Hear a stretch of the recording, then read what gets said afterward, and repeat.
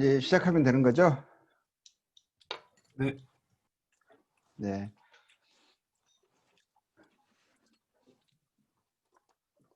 지난 주에는 지난 시간에는 저희들이 이제 세례 요한에 대해서 살펴봤습니다. 이번 주에는 이어서 말씀을 진행하겠습니다. 마태복음 3장 13절 15절 말씀 보면 이때 예수께서 갈릴리로서 요단강에 이르러 요한에게 세례를 받으려 하시는데 요한이 말려 가로되 내가 당신에게 세례를 받아야 할 터인데 당신이 내게로 오시나이까. 예수께서 대답하여 가라사대 이제 허락하라. 우리가 이와 같이 하여 모든 의를 이루는 것이 합당하니라 하신데 이에 요한이 허락하는지라. 이제 보면 세례 요한은 회개 세례를 전했잖아요. 그러니까 사람들의 죄에 대해서 지적하고 고발하고 그래서 그들이 죄인됨을 인식하게 하고 이제 깨닫게 하는 거였죠. 그래서 정말 하나님의 심판 아래에 있는 그런 죄인됨을 알게 하고 그 죄로 인한 하나님의 영원한 심판이 그들에게 가까이 왔음을 이제 그들에게 세례 요한은 그 위아래를 가리지 않고 담대하게 죄에 대한 회개를 전했습니다. 요한은 아주 의로운 삶을, 거룩한 삶을 살았죠. 다른 사람이 그 사람을 보면 요한을 보면 그 앞에서 그의 어떤 죄의 부끄러움, 어떤 세속적 이런 것들이 이제 인식되어질 만큼 요한은 다른 사람의 죄를 지적하기에 부끄러움이 없는 그런 정결한 삶을 살았어요. 그런데 그러니까 사람들이 요한의 죄의 지적을 받고 자기가 하나님의 심판을 받아 마땅한 지옥과 하나님의 영원한 심판 아래 형벌 아래 있는 그런 죄인이라는 것을 인식하고 이제 깨달았을 때 이제 구원을 갈망하게 되잖아요. 그럼 하나님 내가 어떻게 하여 구원을 받으리까? 이제 이런 갈망이 일어나게 되잖아요. 그래서 이제 죄를 인식한 사람들이 세례 요한에게 옵니다. 그래서 제가 죄인입니다. 당신의 말을 듣고 보니까 참으로 제가 하나님 앞에 얼마나 죄악된 삶을 살았는지를 인식하게 됩니다. 저는 죄인입니다. 이렇게 할 때 세례 요한이 그 사람을 죄를 고백한 사람들을 어떻게 하냐면 이제 그 요단강이죠. 그 요단강에서 세례 요한이 나오는 거예요. 근데 그 사람을 물속에 집어넣습니다. 이제 머리에 손을 얹고 밑에 집어넣는 거죠. 물속에. 이것이 뭐냐면 너는 죄로 인해서 죄인이기 때문에 하나님의 심판을 받아 죽어야 마땅한 죄인이다. 이것을 강조하는 거죠. 이걸 말해주는 거죠. 그것이 표현하는 거죠. 그런데 세례 요한은 죄의 세례만 죄에 대한 회개만 전하는 것이 아니라 만약에 그냥 그 구원이 없다면 하나님께서 죄인들을 구원하실 하나님이 어떤 구원의 길을 베풀지 아니하셨다면 그들은 말 그대로 물속에 들어가서 심판이 그게 의미하는 거로 그냥 죽어 끝나는 거예요. 그렇죠? 그런데 세례 요한은 동일하게 또 뭘 전했냐면 죄와 함께 죄의 회개와 함께 뭘 전했냐면 하나님께서 죄인된 우리를 하나님의 형벌 아래 있는 우리를 살리시기 위해서 구원자를 보내셨다. 그분이 오셨다. 이거거든요. 그분이 우리를 죄와 사망의 심판에서부터 우리를 구원하실 것이다. 살리실 것이다. 하면서 구원자에 관련된 구원자의 이제 오셨음을 증거하고 그 구원자를 믿는 그 바라보게 하면서 그들을 다시 물에서 일으키는 거거든요. 그렇죠?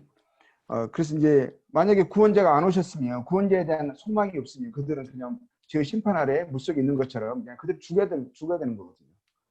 그런데 그 죄의 회개를 전하는 세례 요한에게 예수님이 나오신 거예요.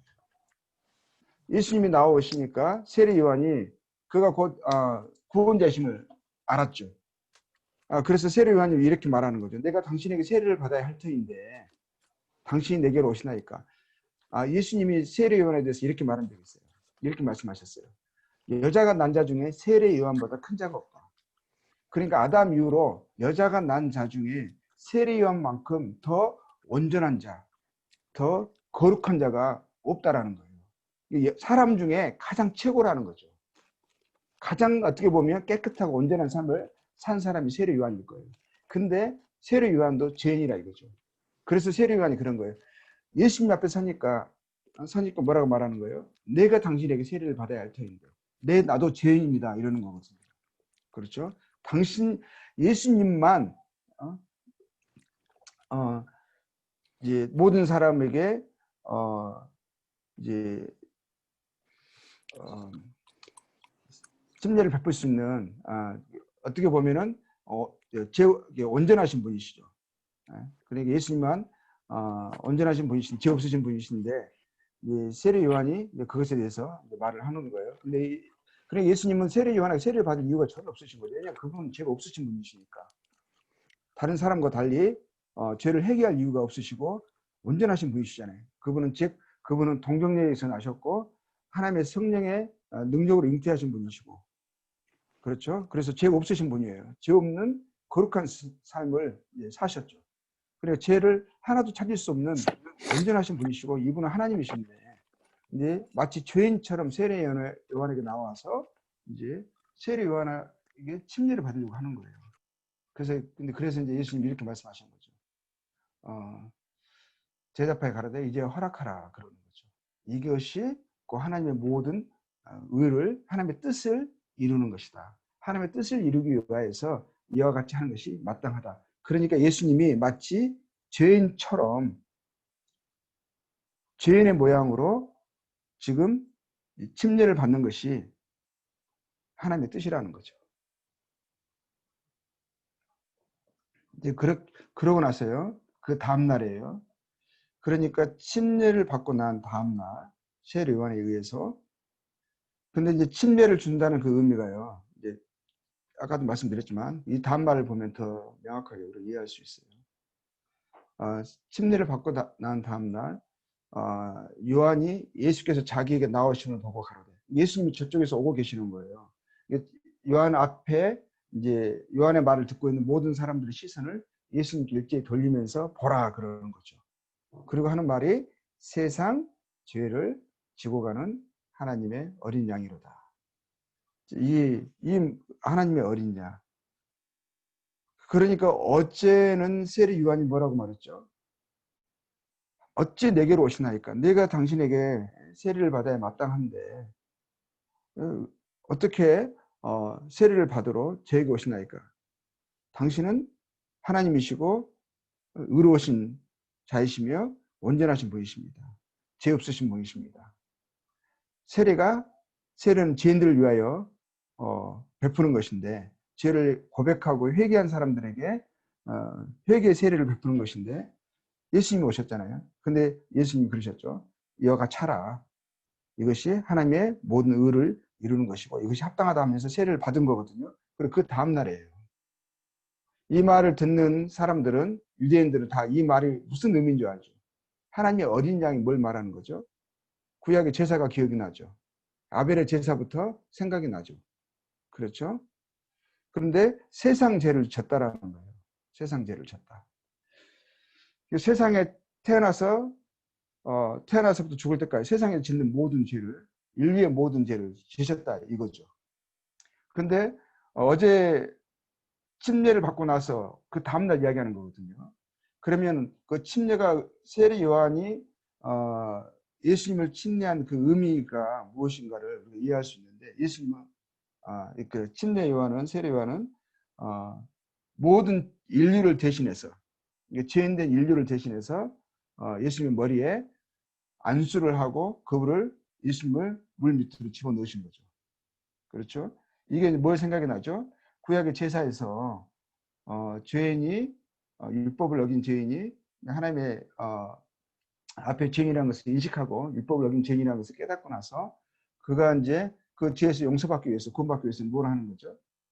흠없는 어린 양을 준비해서 이제 성전에 들어오는 거잖아요. 제단 앞에 와서 그때 왔을 때 그의 죄를 고백합니다. 그럴 때 제사장이 그 죄인의 손을 흠없는 어린 양에게 하나님의 어린 양에게 머리에 안수를 하죠. 그러면 그게 전가의 의미가 있는 거죠. 이 사람의 죄가 이 어린 양에게 전가됐다. 그러면 그 어린 양은 누구예요? 그 죄인의 죄를 진 거죠. 그렇죠? 그 죄는 그 죄가 그 어린 양에게 전가가 된 거죠. 근데 이런 의미인 거예요. 그러니까 세례 요한의 침례는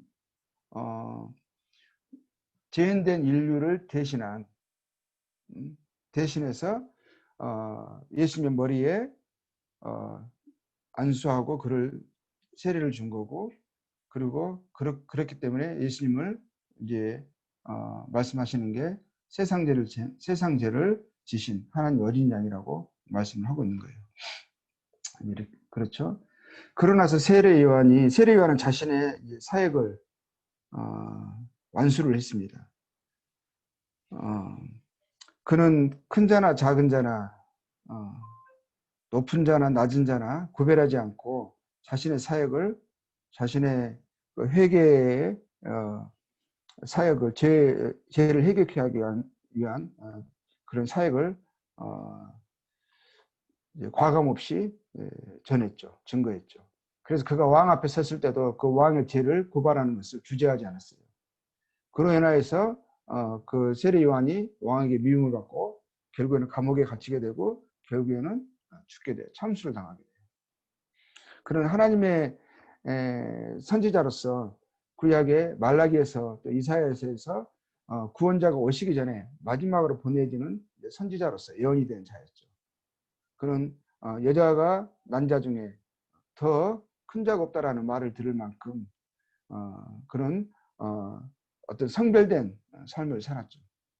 그리고 사람들에게 죄에 대해서 증거하고 오신 구원자를, 이제 하나님의 때가 돼서 오신 그 구원자를 받아들이도록 사람들의 마음을 준비시키는 그 사역을 수행하다가 이제는 하나님 정하신 때가 돼서 이렇게 죽었어요. 그러고 나서 세례 요한이 죽고 나서 예수님의 공생애가 시작이 됩니다. 예수께서 갈릴리에 오셔서 하나님의 복음을 전파하여 가라사대 때가 찼고 하나님의 나라가 가까웠으니 회개하고 복음을 믿으라 하시더라. 예수님이 사역을 공생애를 시작하시면서 공생애를 시작했다라는 것은 예수님께서 이 땅에 오신 목적을 밝히 드러내시고, 그리고 예수님이 누구신 것을 말씀과 하시는 행위를 통해서 밝히 증거하시는 그런 사역을 시작하신 거죠. 그럴 때 제일 먼저 하신 말씀이, 사역을 시작하시면서 하신 말씀이 이 말씀인 거예요. 때가 찼고 하나님 나라가 가까웠으니 회개하고 복음을 믿으라. 그렇죠. 때가 찼죠. 하나님께서 구원자를 보내시겠다고 약속하신, 하나님의 정하신 때가 찬 거예요. 하나님의 정하신 때에 하나님께서 약속하신 그 구원자를 보내신 거죠. 그리고 예수님이 증거하신 것은 뭐죠? 하나님의 나라를 증거하고 있죠. 세례 요한도 그랬죠. 회개하라, 천국이 가까웠느니라 했어요. 천국, 하나님의 나라죠. 하나님의 나라가 가까웠으니 하면서 또 하시는 말씀이, 제일 먼저 하시는 말씀이 회개하라 하시는 거죠. 회개하라.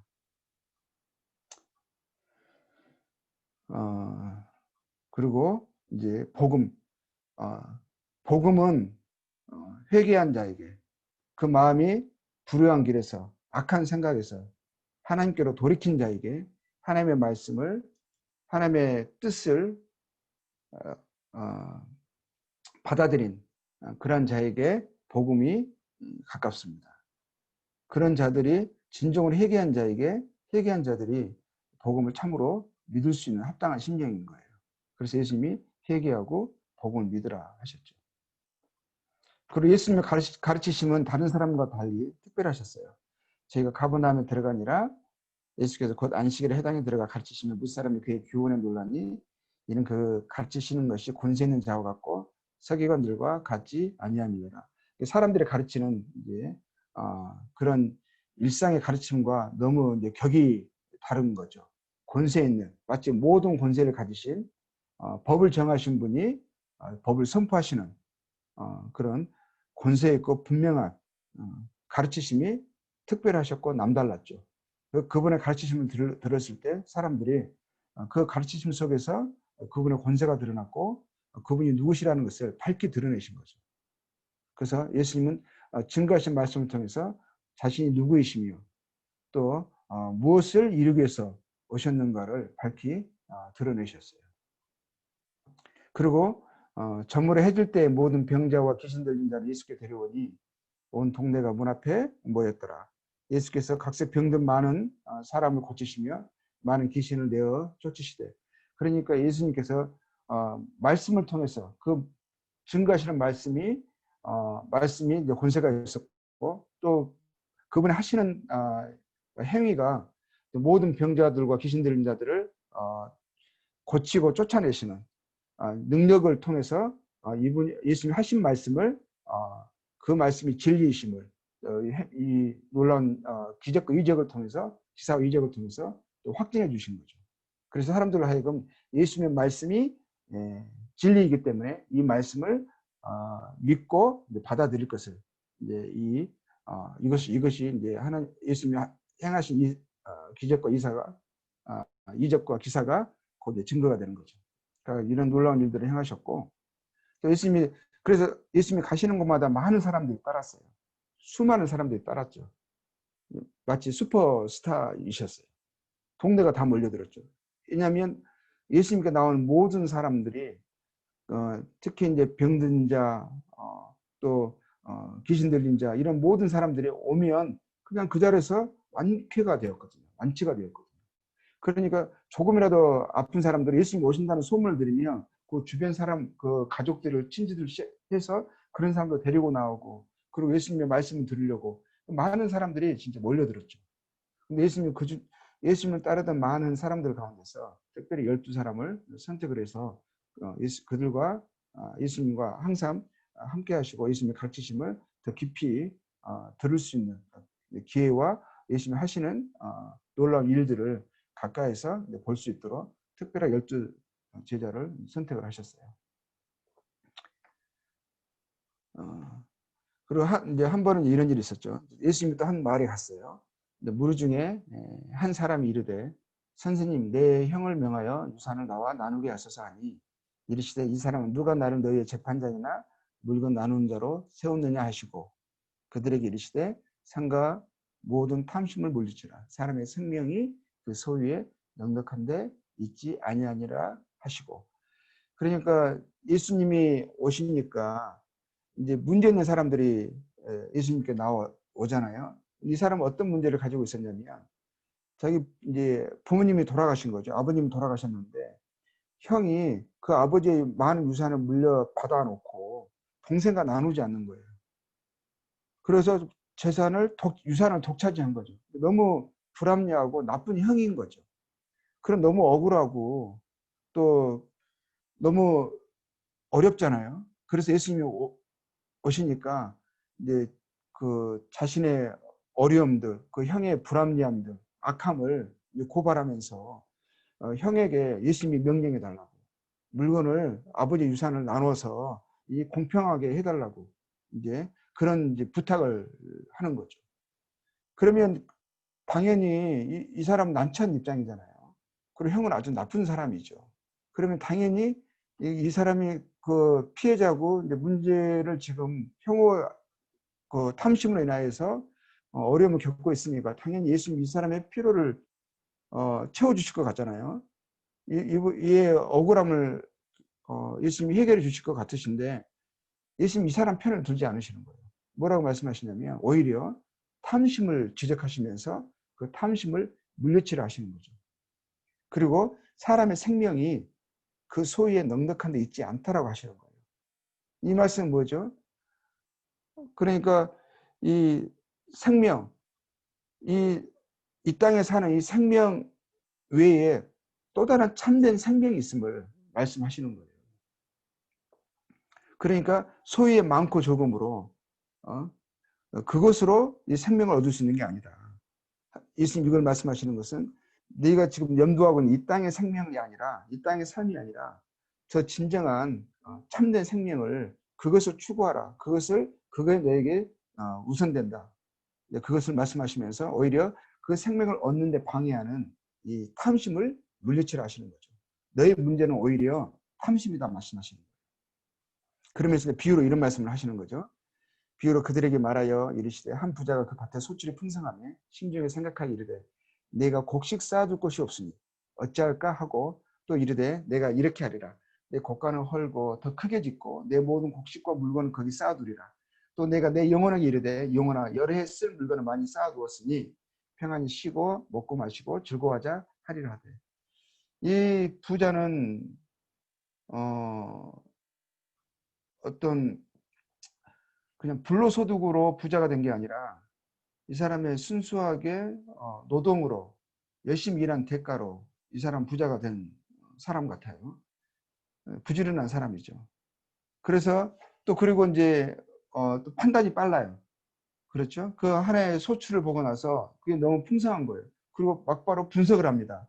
지금 곡간이 있는데 이 소출을 다 쌓아놓을 만큼의 충분하지 않다 이거죠. 그러면 많은 이 풍성한 소출이 허비될 수 있다 이거죠. 그러니까 이 사람은 또 분석을 하고 나서 재빨리 행동에 옮기는 거예요. 어떻게 하죠? 즉각 이것은 이제 그 대책을 세우고 대책을 행동으로 수행하는 것을 보게 되죠. 그러니까 곡간을 헐고 더 크게 짓고 그래서 그 풍성한 소출을 다 쌓기에 부족함이 없는 충분한 공간을 확보하는 거죠. 그러고 나서 바쁜 일정을 보낸 거죠. 엄청난 바쁜 시기를 보냈잖아요. 그러고 나서 마지막에 이렇게 말하는 거죠. 이제는 그동안 고생했던 것을 충분히 했으니까 이제 그것에 대해서 결과를 누리고 그 즐거움을 만끽하자 이렇게 말하는 거죠. 모든 사람이 이런 것 때문에 살아가잖아요. 노후를 대비하는 거죠. 그렇죠. 오늘 열심히 일해서 내일 이렇게 말하고 싶어서 또 이러한 삶을 누리고 싶어서 살아가는 거잖아요. 그렇죠. 이 사람은 결코 세상 사람들이 봤을 때 평가할 때 어리석은 자라고 할 수 없는 거죠. 지혜로운 자고 부지런한 자고 성실한 자죠. 사람에게 칭찬받는 자죠. 근데 예수님이 그 사람에게 다른 평가를 내리시는 거예요. 하나님이 다른 평가를 내리시죠. 뭐라고 평가하셔요? 어리석은 자요. 오늘 밤에 네 영혼을 도로 찾으리니 어리석은 자요. 미련한 자라고 말씀하시는 거예요. 그리하면 네 준비한 것이 누구의 것이 되겠느냐 하셨으니 자기를 위하여 재물을 쌓아두고 하나님께 대하여 부여하지 못한 자가 이와 같으니라. 이와 같은 자들이 어리석은 자고 미련한 자라는 거죠. 이 사람은 뭘 놓친 거예요? 죽음을 생각하지 않은 거예요. 죽음이 불시에 어느 순간에 그에게 임할 수가 있고 그러면 자기가 그동안 수고한 모든 것이 아무런 의미가 없다는 것을 이 다가올 흉년을 준비하지 않은 거죠. 죽음이 가져올 그 인생의 허무함을 그 결국을 생각하지 않은 거예요. 그에 따른 삶을 살아가지 않은 거예요. 그리고 무엇보다도 하나님을 염두에 두지 않은 거죠. 하나님의 뜻을 그 마음에 두지 않은 거예요. 그냥 자기 자신만을 위하여 산 거죠. 하나님의 뜻이 아니라 하나님의 원하신 일을 이루고 인생이 유한한 이 인생 가운데서 하나님의 기쁘신 뜻을 수행하고 그분을 인식하면서 살아가는 삶이 아니라 이 사람에게는 하나님도 염두에 없고 죽음이라는 것도 마치 자기는 이 땅에서 영원히 살 것처럼 그렇게 살아간 거예요. 미래를 예비하는 것은 좋은데 그냥 죽음으로 끝나는 그때까지의 미래만 준비하고 그것 때문에 살아간 거예요. 그런 자들을 향해서 예수님은 하나님 어리석은 자라고 하시는 거죠. 그렇죠? 이런 일들이 우리에게 언제든 일어날 수 있어요. 밤에 잠자러 들어갈 때는 내일 아침에 뵈요. 편히 쉬세요 하고 들어갔는데 아침에 일어나지 않는 거예요. 그런 일들을 종종 듣잖아요. 그렇죠? 태어날 때는 순서가 있어요. 그래서 형과 동생이 있지만 죽을 때는 부모가 자식이 부모보다 먼저 죽기도 하고 동생이 형보다 먼저 죽는 일들이 왕왕 있잖아요. 그렇죠? 이게 인생이라는 거예요. 죽음을 생각하고 죽음에 있을 참된 삶을 참된 생을 믿어야 되는 거예요. 그것을 염두에 두고 그것을 위해서 살아가야 하는 거예요. 하나님은 그렇게 살아라 말씀하시고 그렇지 않는 인생을 어리석은 인생이라고 반드시 후회할 인생이라고 말씀하시는 거죠. 한 번 죽는 것은 사람에게 정해진 것이요. 그 후에는 심판이 있다라고 분명하게 말씀하시죠. 이 말씀을 믿어야 되는 거예요. 많은 사람들이 믿죠. 한 번 죽는 것은 사람에게 정해진 것이라는 거. 모두가 다 죽는다는 것을 믿어요. 예, 그것은 다 눈으로 보이는 거니까. 내가 아무리 젊고 건강한다 할지라도 죽음을 죽음은 언젠가는 반드시 온다는 것을 나는 죽을 것을 알고 있는 거죠. 근데 그 후에 이 말씀을 염두에 둬야 되는 거예요. 그 후에는 심판이 있다라고 말씀하시는 거예요. 그렇죠? 모든 사람이 죄를 범하였음에 하나님의 영광에 이르지 못하더니 하시죠. 이 말씀이 사실인 거예요. 하나님은 하나님의 영광에 이룰 수 있는 그러한 존재로 인생을 창조하신 거예요. 하나님의 형상대로 창조하신 거예요. 그런데 사람들의 죄로 인하여서 하나님의 영광에 이르지 못하고 오히려 어떻게 되죠? 하나님의 영원한 형벌을 받는 지옥 심판에 들어가게 된 거예요. 그런 운명이 되어지게 된 것이죠. 그것을 두려워해야 되는 거예요. 그래서 죽음은 사람들이 본능적으로 두려워하는 거예요. 죽음 후에 심판이 있음을, 하나님의 죄에 대한 영원한 형벌이 기다리고 있음을 사람들이 본능적으로 알기 때문에 죽음을 좋아하지 않고 죽음을 두려워하는 거예요. 마태복음 13장 1절에 이런 말씀 있죠. 그날 예수께서 집에 나가서 바닷가에 앉으시매 큰 무리가 그에게 모여들거늘 예수께서 배에 올라가 앉으시고 온 무리는 해변에 서 있더니 예수께서 비유로 여러 가지를 그들에게 말씀하여 이르시되 씨를 뿌리는 자가 뿌리러 나가서 예수님이 많은 사람들에게요. 많은 대중들이 몰려들잖아요. 예수님 말씀을 전합니다. 근데 대부분의 사람들이요. 예수님께 나온 목적이요. 천양각색이었어요. 정말 자신의 이기적인 어떤 목적으로 자기의 어떤 필요를 채우고 이러한 목적으로 어떤 자기의 나름대로 생각을 가지고 예수님께 나온 거예요. 근데 반면에 예수님이 누구신가? 그분이 하시는 말씀이 진리로 인식이 되어서 그 말씀을 듣기 위해서 나온 사람들은 그리 많지 않았던 것을 보게 돼요. 결국에는 예수님이 말씀을 대중에게 말씀을 전하실 때는 주로 비유로 말씀하셨어요. 비유는 명확하지 않는 거거든요. 물론 대략 짐작은 할 수 있어요. 그렇지만 그 비유를 통해서 말씀하시고자 하는 그 의미가 무엇인지, 뜻이 무엇인지는 그 비유에 대한 설명을 듣지 않으면 모르는 거고, 사람들은 그 비유에 대해서 이런 의미인가? 저런 의미인가? 나름 추측밖에 할 수 없는 거거든요. 그런데 많은 사람들이 이 말씀을 듣고요. 그 뜻을 해석받지 않고 그 의미를 깊이 알려고 하지 않고 대부분 떠났어요. 그냥 좋은 말씀 들었다고 가는 거예요. 근데 제자들과 또 어떤 이제 사람들은 가까이 나와서 예수님께 묻는 거죠. 그 뜻이 무엇입니까? 묻는 거예요. 자, 지금 이제 비유를 또 이제 비유의 말씀을 들어보면 씨 뿌리는 자의 비유인데요. 자, 뿌릴새 덜은 길가에 떨어지며 새들이 와서 먹어버렸고 덜은 흙이 얕은 돌밭에 떨어지며 흙이 깊지 아니하므로 곧 싹이 나오나 해가 돋은 후에 타서 뿌리가 없으므로 말랐고 덜은 가시떨 위에 떨어지며 가시가 자라서 기운을 막았고 덜은 좋은 땅에 떨어지며 어떤 것은 100배, 어떤 것은 60배, 어떤 것은 30배의 결실을 하였느니라. 귀 있는 자는 들으라 하시니라. 이 말씀을 듣고 대부분의 사람들은 무슨 의미인지도 알지 못하고 알려고 하지도 않고 그냥 떠나갔어요. 근데 어떤 사람들은 나와서 방금 말씀하신 그 비유의 의미가 무엇입니까? 물었죠. 그리고 설명을 해주십니다. 10분은 비유를 들으라.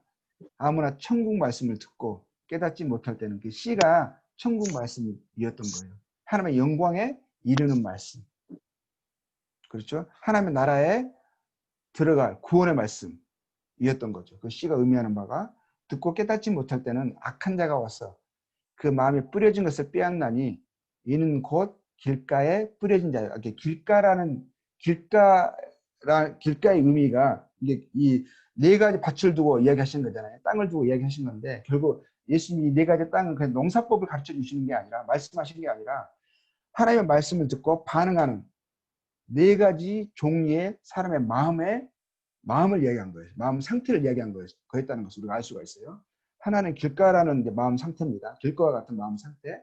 이것은 말씀을 들었지만 듣고 아무 기억되는 것이 없어요. 이해되는 것이 없어요. 그리고 잊어버리는 이제 그런 종류의 사람들을 이제 길가와 같은 이제 상태에 마음밭이라고 하시는 거죠. 이또 이제 마태복음 10장에 이렇게 되어 있잖아요. 근데 동일한 말씀이 누가복음에도 나오는데 누가복음 8장 12절에는 이렇게 표현되어 있어요.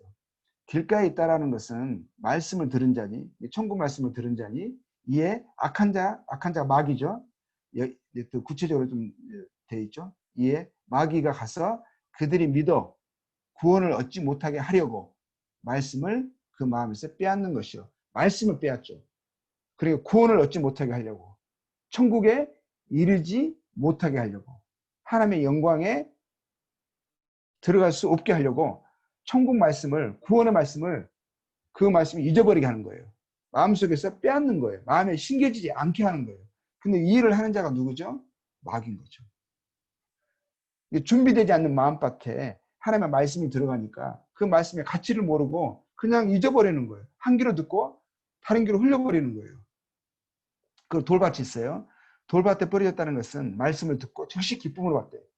그 속에 뿌리가 없어 잠시 견디다가 말씀으로 말미암아 환난이나 박해가 일어날 때에는 곧 넘어지는 데요.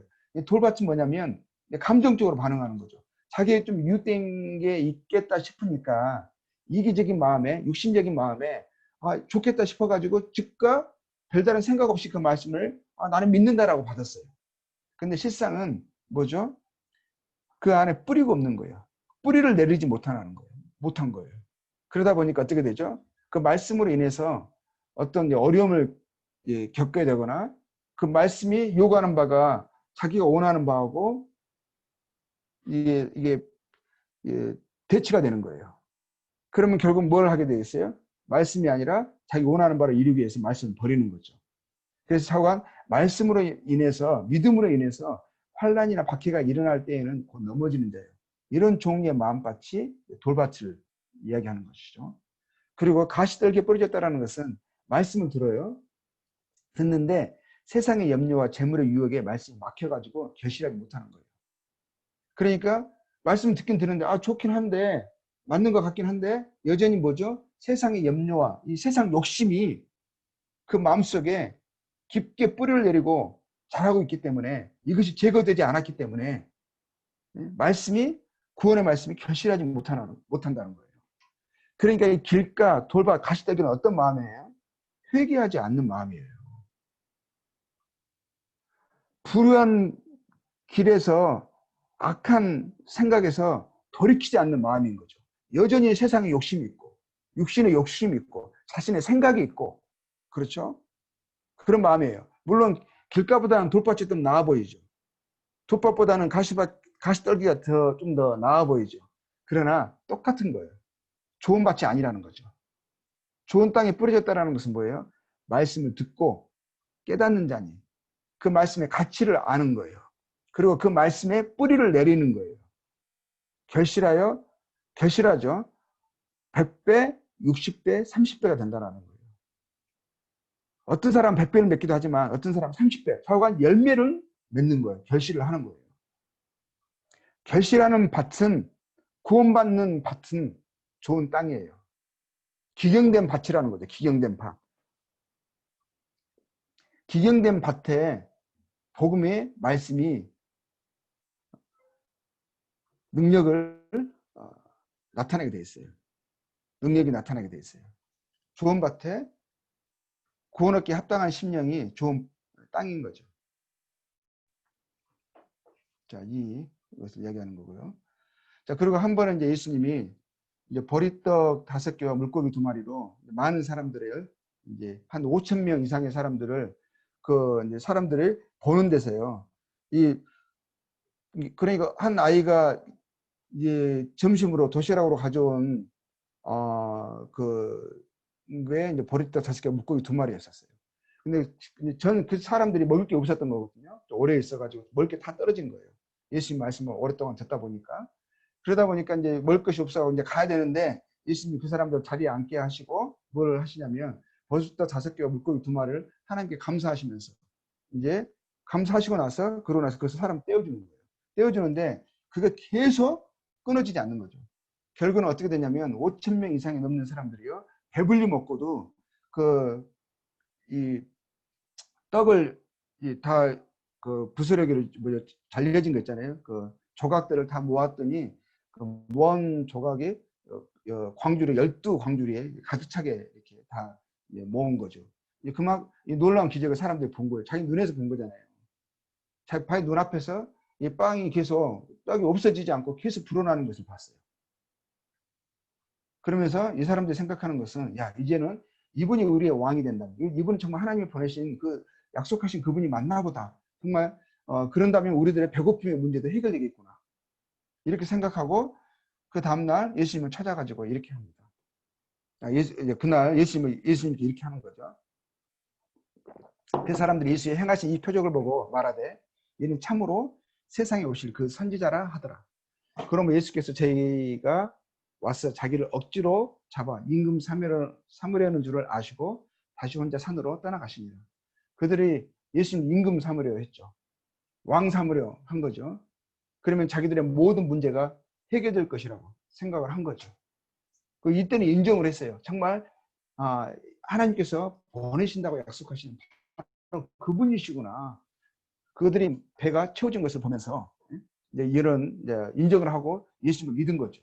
그리고 예수님을 그냥 왕삼으로 하셨는데 예수님이 이것을 원치 않으신 거예요. 거절하시고 오히려 홀로 산으로 피하시는 것을 보게 됩니다. 근데 그 다음날 또 사람들이 예수님을 막 찾아다니는 거예요. 예수님이 거절했잖아요. 근데 그 다음날 찾아다니면서 이제 결국은 겨우겨우 해가지고 예수님을 드디어 만나가지고 이제 예수님께 나온 사람들에게 예수님이 이렇게 말씀하세요. 예수께서 대답하여 가라사대 내가 진실로 진실로 너희에게 이르노니 너희가 나를 찾는 것은 떡을 먹고 배부른 까닭이다. 그러니까 그들의 그 마음의 중심의 동기를 왜 예수님을 따르는지 예수님께 나왔는지 그 동기를 예수님이 지적을 하시는 거죠. 너희는 지금 떡을 먹고 배부른 까닭에 이 육신의 배가 채워졌기 때문에 그것을 위해서 지금 나를 찾고 있는 것이다. 이렇게 이제 그러면서 하신 말씀이 썩는 양식을 위하여 일하지 말고 영생하도록 있는 양식을 위하여 하라 그러는 거죠. 이 양식은 인자가 너희에게 주리니 인자는 아버지 하나님의 인치신 자니라. 썩는 양식은 뭐예요? 우리가 매일의 양식이죠. 그렇죠. 우리가 육신을 위해서 필요를 채우는 이게 있어야만 우리는 살아갈 수 있는 거잖아요. 우리가 먹는 음식이잖아요. 근데 예수님은 그것을 향해서 뭐라고 말씀하시냐면 썩는 양식이라는 거예요. 썩는 양식. 그것을 위해서 오히려 사람들은 그 양식을 위해서 일하는 거거든요. 그것 때문에 살아가잖아요. 오히려 먹기 위해 산다는 말을 하잖아요. 먹고 살려고 하는데 막 이러잖아요. 근데 예수님은 그걸 뭐라고 말씀하시냐면 그것을 위해서 일하지 말래요. 그리고 영생하도록 있는 양식을 말씀하세요. 영생하도록 있는 양식. 이 썩는 양식은 육체의 생명에는 생명이 있는 동안에는 필요합니다. 근데 하나님이 주시고자 하시는 양식은 주시고자 하시는 생명은 뭐냐면 영생인 거예요. 하나님이 사람이 영생하도록 하늘에서 양식을 주셨다 말씀하시고 그 양식을 뭐라 하시는 거죠? 누구라 하시는 거죠? 곧 인자라 말씀하시는 거예요. 하나님께서 인치신 그 인자 곧 예수님을 사람들이 영생하도록 하나님이 주신 양식이다. 이렇게 말씀하시는 거예요. 계속 말씀 이어가죠. 내가 곧 생명의 떡이로다. 너희 조상들은 광야에서 만나를 먹었어도 죽었거든요. 그래서 썩는 양식이라고 말씀하시는 거예요. 그렇죠? 먹어도 결국에는 죽잖아요. 영원한 생명을 얻게 해주지 못하잖아요. 근데 예수님은 뭐라고 말씀하시냐면 그것과 달리 예수님은 생명의 떡, 영생의 떡이라는 것이죠. 이는 하늘로서 내려오는 떡이니 사람으로 하여금 먹고 죽지 아니하게 하는 것이니라. 사람으로 영원히 살도록 영원한 생명을 얻게 하시기 위해서 하나님이 하늘에서 떡을 내려주셨는데 그 떡이 누구냐? 예수님 자신이라고 말씀하시는 거예요. 나는 하늘로서 내려온 산떡이니 사람이 이 떡을 먹으면 뭐라고 하셨죠? 영생하리라. 사람들이 영생하는 떡을 하나님이 하늘에서 내려 보내주셨어요. 그분이 그 떡을 예수님이 누구라고 하시는 거죠? 나라고 말씀하시면서 나의 줄 떡은 그 세상의 생명을 위한 내 살이로라 하시니라. 자, 이 말씀이 무슨 의미죠? 예수님이 마치 이 육신의 이 살이 그것을 사람들이 먹으면 영생하는 것처럼 사람들이 그렇게 또 오해하는 그렇게 들리잖아요. 그래서 이 사람들도 유대인들도 그렇게 생각한 거예요. 유대인들이 서로 다투어 가로되 이 사람이 어찌 능히 제 살을 우리에게 주어 먹게 하겠느냐. 근데 예수님이 그런 의미가 아니신 거죠. 자, 보세요. 만나는 하나님이 그들의 이스라엘 백성들에게 광야에서 주신 이제 떡이었죠. 생명의 양식이었죠. 그런데 예수님이 이 생명의 양식과 비교해서 뭐라 말씀하시는 거죠? 이것을 먹고도 너희 조상들은 죽었다라고 말씀하시는 거예요. 그럼 이 만나는 무엇을 이스라엘 백성들이 근데 광야에 사는 동안은 이들의 생명의 양식이었잖아요. 근데 이 만나는 무엇을 상징했던가, 무엇을 의미했던가? 그 장차 하나님이 보내실 이 생명의 참된 양식이신 죄인들에게 영원한 생명을 주시기 위해서 하나님께서 하늘에서 보내실 그 생명의 참된 양식, 예수님을 의미했던 거예요.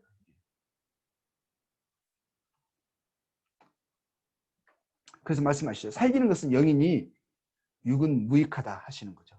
육신이 이 삶이 결국은 죽음으로 끝나잖아요. 하나님께서 가치를 주시는 것은 육신의 삶이 아니라는 거죠. 육은 무익하다 말씀하시는 거예요. 내가 너에게 이른 말이 영이요 생명이다. 하나님은 우리에게 영원한 생명을 주시기를 원하셔서 생명의 양식을 보내주셨고 그 생명의 양식을 어떻게 생명의 양식을 얻는 거죠? 그게 이제 나오는 거예요. 보세요. 이제 말씀을 이야기하는 거죠. 이러므로 제자 중에 많이 물러가고 다시 그와 함께 다니지 아니하더라. 이 말씀 의미를 잘 이해하지 못한 거죠. 예수께서 12제자에게 이르시되 너희도 가려느냐. 시몬 베드로가 대답하되 주여 영생의 말씀이 계시네. 우리가 네게로 가오리이까. 우리가 주는 하나님의 거룩하신 자이신 줄 믿고 알았사옵나이다. 예수님이 내가 너에게 이른 말이 영이요 생명이라 하셨고 또 베드로는 예수님이 그 말을 잘 이해해서 주님을 영생의 말씀이라 영생의 말씀이 계시면 우리가 네게로 가오리이까 하는 거죠. 그래서 예수님이 하신 말씀을 듣고 믿음으로 하나님께서 인생에게 계획하신 영원한 생명을 얻을 수 있다 이거죠. 떡을 먹는 것처럼 말씀을 믿는 거예요. 예수님의 말씀을 믿는 거죠. 그리고 또 이런 예수님이 한번 이제 사마리아 그 지역을 지나가시다가 우물가에 예수님이 앉으셨어요. 그때 이제 이때가 이제 잘 아시다시피 이제 정오죠. 난 12시죠. 이때는 물을 기르러 사람들이 오지 않는데 사람들 눈길을 피해서 몰래 우물에 물을 기르러 온 사마리아 여인이 있었어요. 이제 그 여인과 이제 대화하는 장면이에요. 예수님이 물 좀 달라 했어요. 근데 사마리아 여자가 가로되 당신 유대인으로서 어찌 사마리아 여자 나에게 물을 달라 하나 하니 이 유대인이 사마리아인과 상종하지 아니함 이러라. 예수께서 대답하여 가라사대 네가 만일 하나님의 선물과 또 네게 물 좀 달라 하는 네가 누구인지를 알았더라면 네가 그에게 구하였을 것이요 그가 생수를 네게 주었으리라. 하나님은 사람에게 생수를 선물하시기를 원하시는 거죠. 그 생수를 누가 줍니까? 그 말씀을 하는 거예요. 너에게 물 좀 달라는 내가 누군지 네가 알았더라면 네가 나에게 그 생수, 영생의 물을 나에게 구하였을 것이고 그러면 나는 너에게 주었을 것이다. 이렇게 말씀하시는 거죠. 그래서 예수님께서 그 여인에게 이렇게 대답하여 가라사대 이 물을 먹는 자마다 그 우물의 물을 먹는 자마다 다시 목마르려니와 내가 주는 물을 먹는 자는 영원히 목마르지 아니하리니 나의 주는 물은 그 속에서 영생하도록 솟아나는 샘물이 되리라. 예수님은 우리에게 영원한 이제 생명수가 되시는 거죠. 영원한 생명을 주시기 위해서 또 생수로 오셨다. 생수가 되신다. 이렇게 말씀하시는 거죠. 여자가 가로되 메시아 곧 그리스도라 하는 이가 오실 줄 내가 아노니 그가 오시면 모든 것을 우리에게 구하시리이다. 예수께서 이르시되 이게 말하는 내가 그로라 하시니라. 영생을 주시기 위해서 생명의 물로 오신 바로 그분이시다라고 증거하고 계시는 거죠. 그리고 이제 어떤 사람들은 또 예수님을 또 믿는다라고 우리는 예수님을 믿어요. 선지자들이 보내시겠다 약속하신 그 증거한 바로 하나님이 약속하신 바로 그분이신 믿습니다 하고 믿는 사람도 있었어요. 그 믿은 사람들에게 말하거든요. 믿는다고 말하는 사람들에게 유대인들에게 이르시되 너희가 내 말에 거하며 참 내 제자가 되고. 예수님을 믿는다는 것은 무슨 의미가, 진정한 의미는 무엇이냐면 예수님의 말씀을 믿는 거예요. 말씀 앞에 그 말씀을 진리로 사실로 받아들이는 거예요. 그렇죠? 그 말씀에 거하면 참 내 제자가 되고, 말씀에 거하는다는 그 말씀을 따르는 자를 제자라 그러는 거예요. 그 말씀을 진리로 믿고 그 말씀을 따르는 제자. 그래서 진리를 알지니 진리가 너희를 자유케 하리라. 그러니까 이 사람들은 주님이 뭐라고 말씀하시냐면 너희는 나를 믿는다고 말하지만 실상 나의 말을 믿고 있지 않다. 나의 말인 예수님의 진리의 말씀이 너희를 자유케 한 적이 없다. 그 너희는 내 제자가 아니다라고 말씀하시는 거거든요. 너희는 나를 믿지 않고 있는 것이다 라고 하시는 거예요. 저희가 대답하되 우리가 아브라함의 자손이라 남이 종이 된 적이 없거늘 어째 우리가 자유케 되리라 하느냐. 예수께서 대답하시되 진실로 진실로 너희에게 이르노니 죄를 범하는 자마다 죄의 종이라. 예수님은 죄에서 자유케 되지는 그러한 자유를 이야기하신 거죠. 종은 영원히 집에 거하지 못하되 아들은 영원히 거하나니 그러면 아들이 너희를 자유케 하며 아들이신 하나님의 아들이신 예수님이 너희를 죄에서 자유케 하지 못했다면 너희는 뭐죠? 종인 거죠. 죄의 종인 거죠. 근데 뭐라고 말씀하셔요? 아들이 너희를 자유케 하면 너희가 참으로 자유하리라. 진리를 알지니 진리가 너희를 자유케 하리라 하시는 거죠. 그러면서 그들에게 너희는 너희 아비 마귀에게서 났으니 너희 아비의 욕심을 너희도 행하고자 하느니라. 저는 처음부터 살인한 자요 진리가 그 속에 없으므로 진리에 서지 못하고 거짓을 말할 때마다 제 것으로 말하나니 이는 제가 거짓말장이요 거짓의 아비가 되었으리라. 곧 예수님의 진리의 말씀을 믿지 않는 거예요. 그 말씀을 믿지 않고 그 말씀에 반대되는 거짓에 지금 거짓을 믿고 있는 거죠. 그래서 예수님의 진리의 말씀으로 죄에서 자유롭게 되어진 적이 없는 거예요. 그런 자들에게 너는 너희 아비 마귀에게 속했다 이렇게 말씀하시는 거죠. 내가 진리를 말함으로 너희가 나를 믿지 아니함도다. 그러니까 영생의 떡을 영원한 생수를 먹는 것이 어떻게 먹고 마시냐는 거죠. 그것은 예수님의 진리의 말씀을 믿는 것이 먹고 마시는 거예요. 그런 의미로 말씀하시는 거예요. 주님은 그러셨잖아요. 나는 하나님께서 나는 인자는 인치신 자다. 인자를 인치셨다. 생명의 떡이다. 영원한 생명을 얻게 하려고 주셨다. 하늘에서 보내셨다. 이것을 믿느냐? 이것이거든요. 그것을 믿지 않는다면, 그들은 진리에 서지 못한다면 그들은 결코 죄에서 자유롭게 되어질 수 없는 거죠. 자, 근데 사람들이 이러는 거예요. 그럼 너는 이미 죽은 우리 조상 아브라함보다 크냐? 또 선지자들도 죽었거든. 너는 너를 누구라 하느냐? 너희 조상 아브라함은 나의 때 볼 것을 즐거워하다가 보고 기뻐하였느니라. 유대인들이 가로되 네가 아직 50도 못 되었는데 아브라함을 보았느냐? 예수님이 지금 이제 그렇게 말씀하시는 거예요. 아브라함은 나를 낳을 때 볼 것을 보았다. 그리고 보고 기뻐했다. 그러니까 뭐냐면 사람들이 이렇게 이해한 게 잘못 이해한 게 아니죠. 뭐죠? 곧 예수님 뭐라고 말씀하시냐면 아브라함 나를 봤다라고 말씀하시는 거예요. 그러니까 유대인들이 아니 2000년 전에 살았던 아브라함이 우리 조상 아브라함이 이거 나이 50도 안 됐는데 아브라함을 보았다고 말하는 거냐 이렇게 하는 거죠.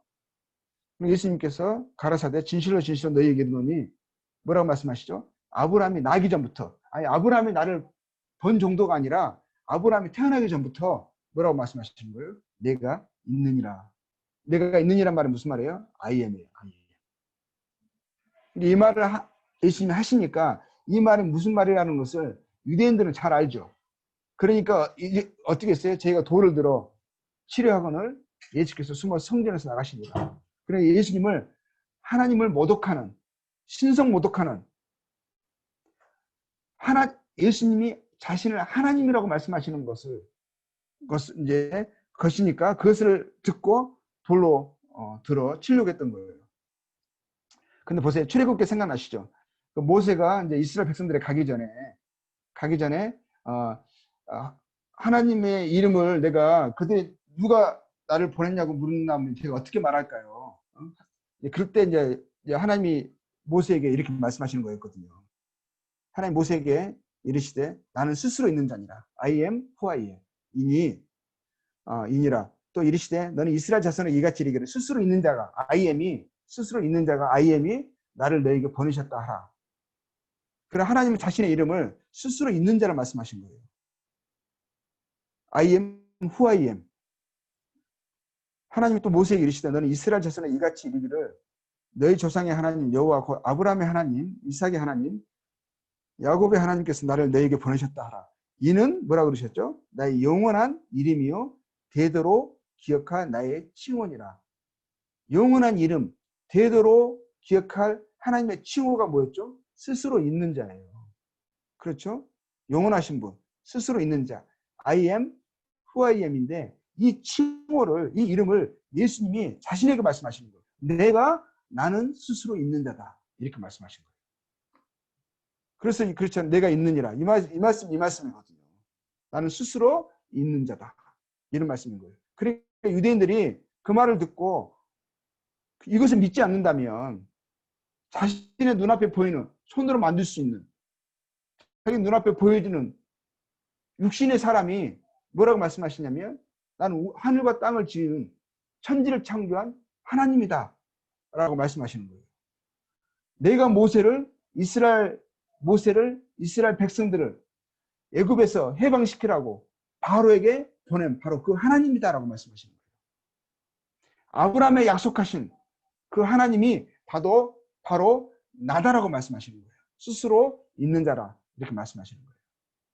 이 말씀을 들으면 이제 반응이 나오죠. 이 말씀을 믿는다면 그 발 앞에 엎드리겠죠. 그렇죠? 하나님이 약속하신 대로 말씀하신 대로 정말 영원하신 하나님이 죄인들을 구원하시기 위해서 이 땅에 하늘로서 오셨어요. 생명의 떡으로 오셨어요. 그러면 그 말씀에 성취에 감사하고 또 그 부분에 발 앞에 엎드려 경배하는 것이 마땅하죠. 그것을 믿는다면. 그렇지만 믿지 않는다면 어떻게 되는 거예요? 말도 안 되는 거죠. 정신병자죠. 그리고 하나님을 모독하는 자죠. 그런 사람은 어떻게 하겠어요? 죽여 마땅한 거죠. 그래서 믿지 않는 사람들은 돌을 들어 치료한 거예요. 그리고 믿는 사람들은 뭐라고 말씀하셨죠? 명세가 말씀이시. 계시옵니다. 우리가 느게로 가오리까 한 거예요. 그 요한복음 1장에 분명히 말씀하고 있죠. 첫째 말씀이 계시니라. 이 말씀이 하나님과 함께 계셨으니 이 말씀 곧 하나님이시니라. 그렇죠. 하나님 말씀으로 세상을 창조하셨고 그래서 그 말씀이 그 하나님과 함께 계셨고 그 말씀이 곧 하나님이라고 말씀하시는 거죠. 그가 태초에 하나님과 함께 계셨고 만물이 그로 말미암아 지은 바 되었으니 지은 것이 하나도 그가 없이는 된 것이 없느니라. 자, 지은 것이 하나도 그가 없이는 된 것이 없다고 그러셨어요. 그가 세상에 오셨어요. 그렇죠. 만물을 지으신 그분이 세상에 계셨으며 세상은 그로 말미암아 지은 바 되었을 때 세상이 그를 알지 못하였고 자기 땅, 그 이스라엘 땅, 약속의 땅에 오셨는데도 자기 백성이 영접지 아니하였으나 자, 그리고 그럼 어쩌겠죠? 말씀이 하나님이라 하셨잖아요. 말씀으로 지으셨죠? 그 말씀이 그가 육신이 되어 우리 가운데 거하시며 우리가 그 영광을 보니 아버지의 독생자의 영광이요 은혜와 진리가 충만하더라. 이 요한은요 예수님의 품에 기대어 있던 자였었어요. 예수님을 가까이서 보고 만지고 따랐던 자였었어요. 근데 그가 나중에 예수님에 대해서 이렇게 말하고 있는 거예요. 그분은 하나님이시다. 그분이 존재하는 모든 것들을 지으신 창조주이시다. 그분이 세상에 계셨고 우리는 그분을 보았다. 그분은 말씀이 육신이 돼서 우리 가운데 거하셨다. 우리는 그의 증인들이다. 우리는 그의 영광을 보았고 그 영광은 아버지의 독생자의 영광이었다. 이렇게 말하는 거죠. 본래 하나님을 본 사람이 없을 때, 그렇죠? 아버지의 품속에 있는 독생하신 하나님이 나타내시느니라. 독생하신 하나님이 이 땅에 육신으로 오신 거예요. 아기부터 시작해서 아기로 나셔서 그리고 성장하셔서 사람들 가운데서 나타내신 거죠.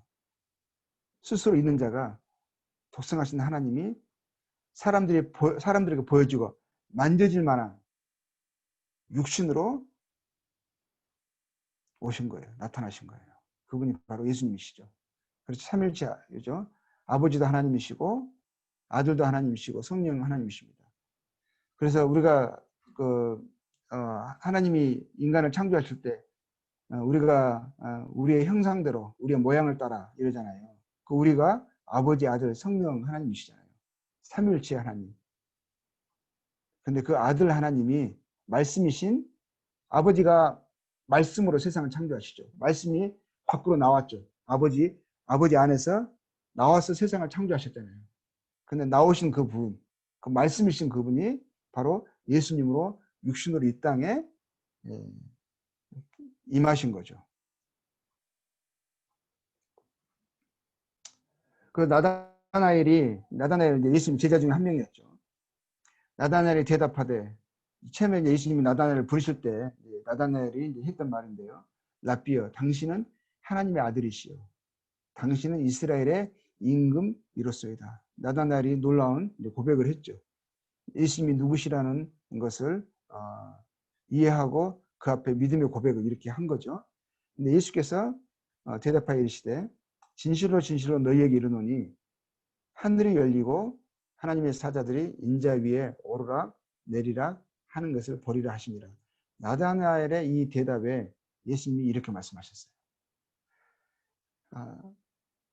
진실로 진실로 너에게 말하는데 하늘이 열리고 하나님의 사자들이 곧 천사들이 인자 위에 오르락 내리락 하는 것을 볼 것이다. 이런 말씀하셨거든요. 근데 이 말씀이 어떤 말씀이냐면요. 이 말씀을 듣는 유대인들은 예수님이 무엇을 말씀하시는지 아는 거예요. 기억나세요? 야곱이 바단 아람으로 형 에서를 피해서 도망가는 길에 길가에서 잠이 들었죠. 돌을 베개 삼아서 자고 있었죠. 그때 꿈에 하나님이 나타나시죠. 그에게 놀라운 약속을 하시죠.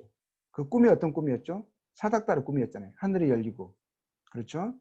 하나님은 그 사닥다리 위에 계시고, 그리고 그 사닥다리 위에 하나님의 사자들이 오르락 내리락 하셨죠. 근데 그 예수님이 지금 사닥다리를 뭐라 하시는 거예요? 하나님의 사자들이 인자 위에 오르락 내리락 하는 것을 보리라 그러셨잖아요. 그래서 야곱이 본 그 사닥다리는 누구를 의미하는 걸 써 있었죠? 구원자를 의미하는 거죠. 그 구원자가 바로 예수님이신 거죠. 예수님 이 말씀을 하시는 거예요. 죄인된 사람들을 하나님께 이르게 하기 위해서 하나님의 영광에 이르는 구원의 길로, 구원의 사닥다리로 오셨다라는 것을 이제 말씀하시는 거죠.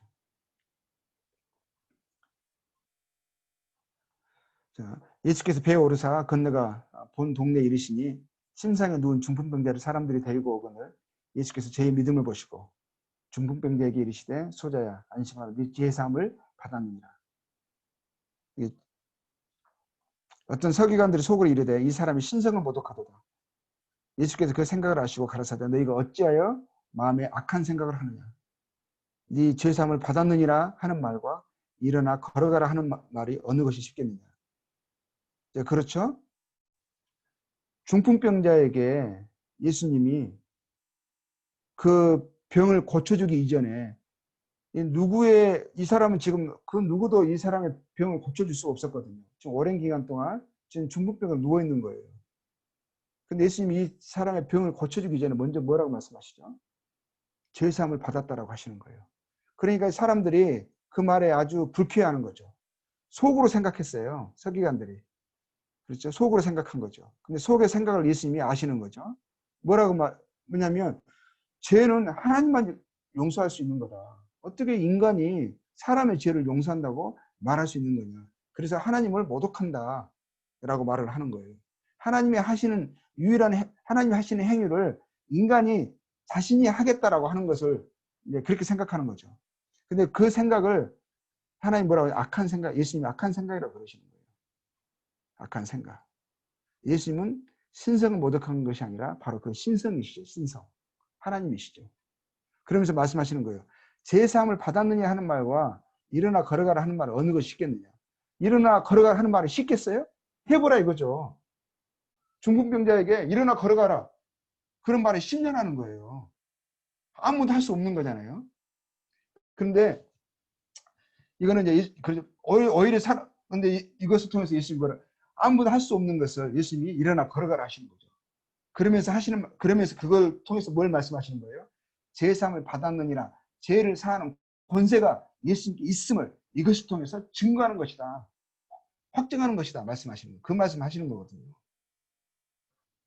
그러나 인자가 죄를 사하는 권세가 있는 줄을 너희로 알게 하려 하노라 하시고 중풍병자에게 말씀하시되 일어나 이 침상을 가지고 집으로 가라.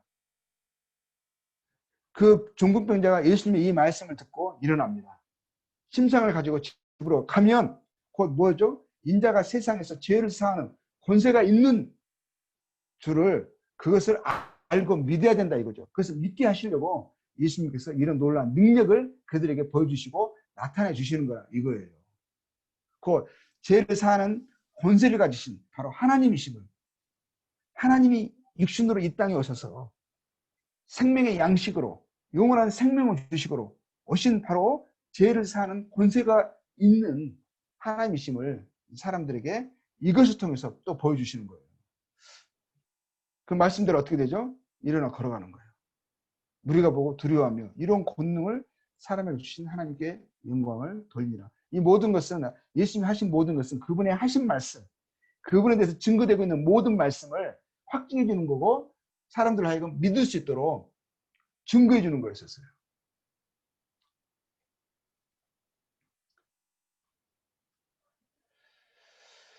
그럼 오늘은 여기까지만 해야겠네. 시간이 벌써 1시간 돼서 여기까지만 하겠습니다. 네, 말씀 감사합니다. 그러면은 이어서 나눠가지고 그룹별로 주님에 대해서 나누는 시간 가지도록 하겠습니다.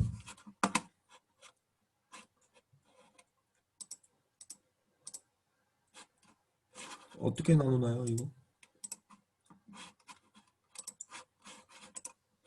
이거 호스트 님이 나누셔도 되는데. 아, 됐다, 했어. 각자 참여하시면 될 것 같습니다.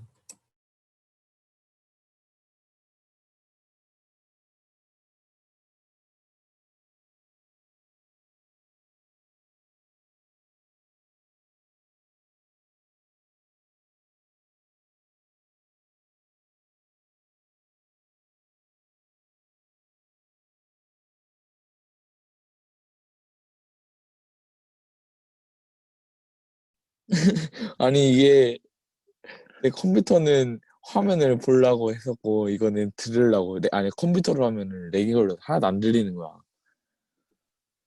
그래서 이걸 했는데, 나 2개 됐어. 뭐야? 근데 왜 우리밖에 없지? 누가 나눠준 거죠, 이거? 이것도 기록이 되네? 그러네. 저희 소혜